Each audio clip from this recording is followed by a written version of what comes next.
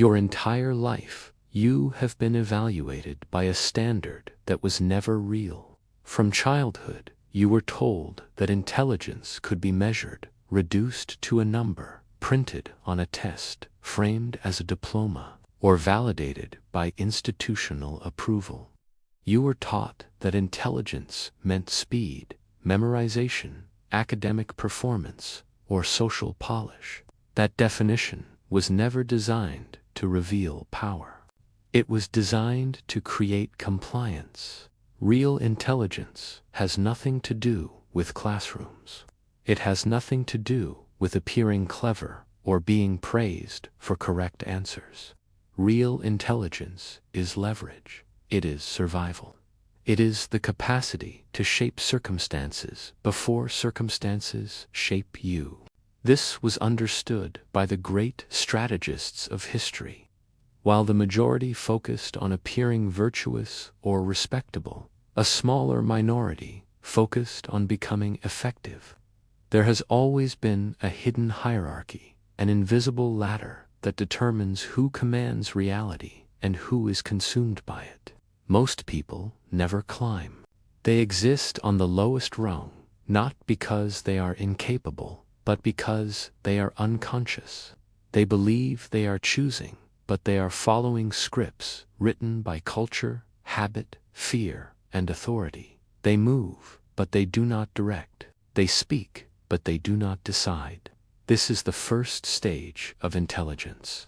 At this level, people are not defined by lack of knowledge. Many are educated. Some are highly credentialed. They can quote experts, recite data, and perform complex tasks. Yet, their intelligence is purely reactive. They respond. They do not initiate. They wake when the alarm sounds. They obey when authority speaks.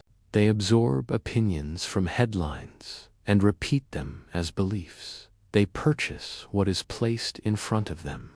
They adopt values by consensus, not by examination. When asked why they believe what they believe, their certainty collapses.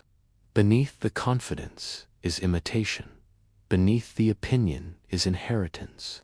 This type of mind operates from an external locus of control. Everything that happens is caused by something outside of them. Systems, people, luck, fate. Responsibility feels threatening. Autonomy feels dangerous. Freedom is not appealing to this mind.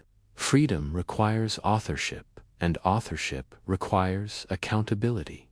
Structure feels safer. Permission feels comforting. Consensus feels like protection. That is why this level craves agreement. Before forming an opinion, it looks for validation. Before choosing, it checks what others are choosing. Standing alone feels more terrifying than being wrong. These individuals form the background of civilization. They sustain systems built by others. They provide energy, labor, attention, and consumption. They are not evil, they are necessary, but they are not sovereign.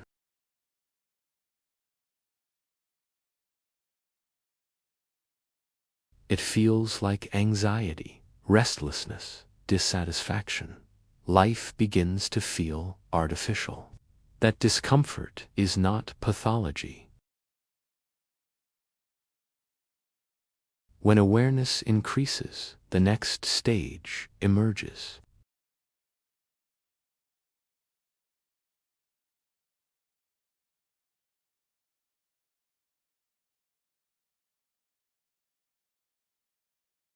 But instead of developing independent cognition, they adopt intellectual costumes.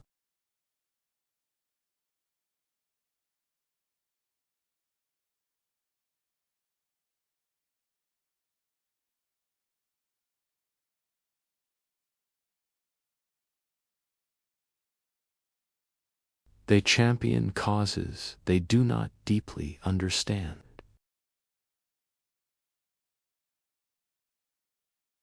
At this stage, the individual feels superior to the unconscious majority. They believe they have awakened, but they are still imitating, simply at a higher resolution. Their greatest vulnerability is ego. They crave recognition from those they admire. Their identity depends on being perceived as informed, enlightened, or advanced. Challenge them, and they respond emotionally. Question them, and they defend the image rather than the truth. They know enough to feel confident, but not enough to recognize how limited their understanding remains. They mistake articulation for comprehension. They mistake alignment for wisdom. They mistake approval for truth. This is a dangerous plateau because it feels like a rival. But real intelligence does not perform. It calculates. When the need for approval dissolves, the third level appears.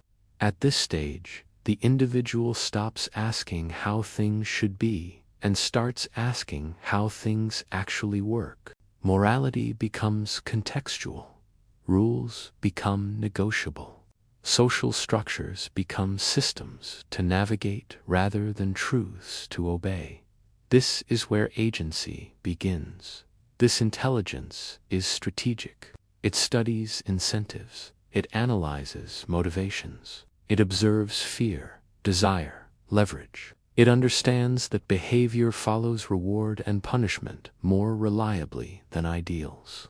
This mind climbs by positioning, not effort.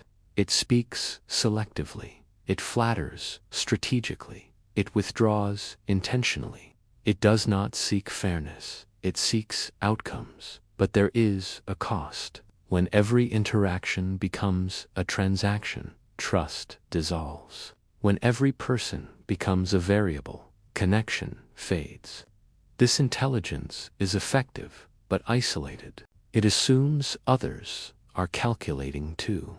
It watches for betrayal. It anticipates manipulation. It is always scanning. Many successful individuals stop here.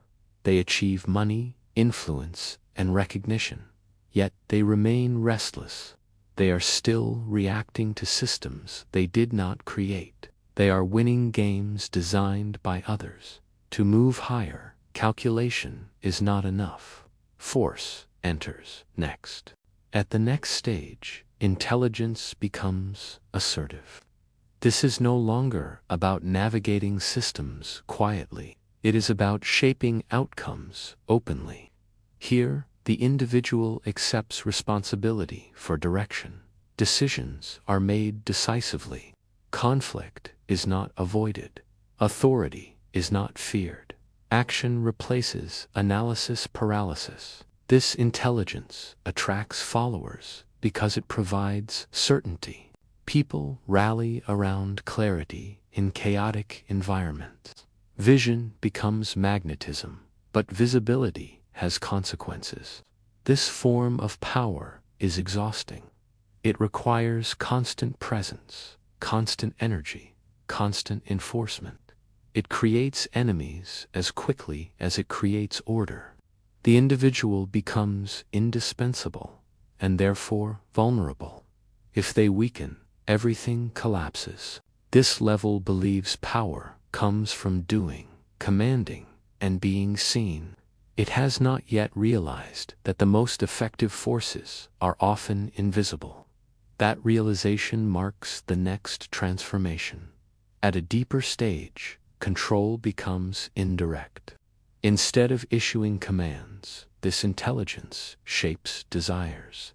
Instead of enforcing outcomes, it influences choices. This is psychological power. Here, the individual understands that resistance is inefficient. People resent being pushed, but they comply when they believe they are choosing. Narratives replace orders. Incentives replace threats. This intelligence operates through others. It positions itself behind influence rather than at the front of it. It benefits without exposure. It moves pieces without appearing to touch the board. But this mastery carries a psychological toll. Identity dissolves into masks. Authenticity erodes. Connection becomes impossible when every interaction is manipulation. The individual becomes effective, but detached. Many believe this is the peak. It is not, because manipulation still reacts to existing structures. True dominance does not move pieces. It designs the board. At the next level, intelligence becomes architectural. This mind understands that behavior follows environment. Rather than persuading individuals, it constructs systems that make certain behaviors inevitable. Institutions, platforms, ideologies, economic incentives, cultural frameworks. These are its tools. Others fight within the system.